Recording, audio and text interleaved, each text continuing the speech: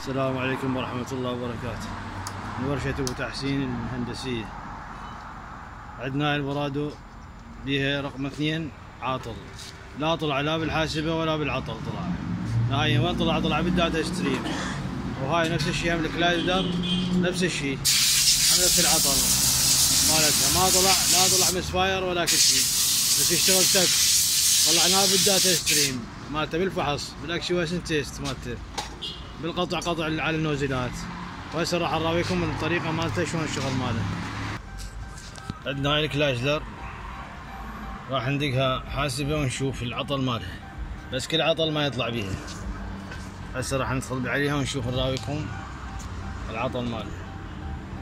هاي كلايدر اوكي، نشوف شغله كله بالعافيه.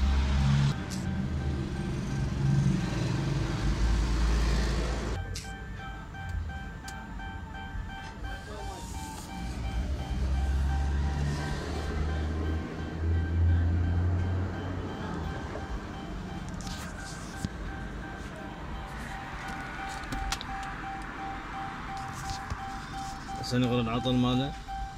ما بيك العطل، هذا العطل مسفاير بس. مسفاير وين؟ مسفاير مو بهم، هذا بي 0300 يشتغل على كلهن، على 6 ستندر يعني مو بس واحد، بس بيا خانه من عندهن ما معروفه ما محدده. وين راح ندخل؟ راح ندخل على الداتا ستريم، راح نرجع عليه، ندخل على هنا سيستم تيست. هاي هنا انجكتر كل تيست، هاي ندخل عليها نعطيها اوكي، نعطيها اوكي مره ثانيه اوكي. لازم نشغل السياره، اقول لك شغل السياره، شغل السياره. اشتغلت السياره، نرجع ندخل على الكل تيست هذا نفسه، نعطيه اوكي.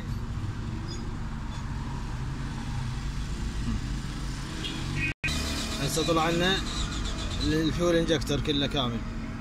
نجي على اول واحد نوقفه، وقف. هسه يشتغل عندنا هنا. ما انا بالنسبه انقل لكم صوره لان صوت، لان هذا عندي احساس بيها يشتغل تك. هسه وقف، هذا يشتغل مضبوط، بس بضربه مزدوجه يعني الواقف والبي مس فاير زين. هسه نرجع على الثاني وكذلك الثاني ينطي ضربه مزدوجه، يعني نفس البلاك، لا الانجكتر واقف والعاطل اثنين يصير ضربتين مزدوجه تكين يشتغل. لما نوصل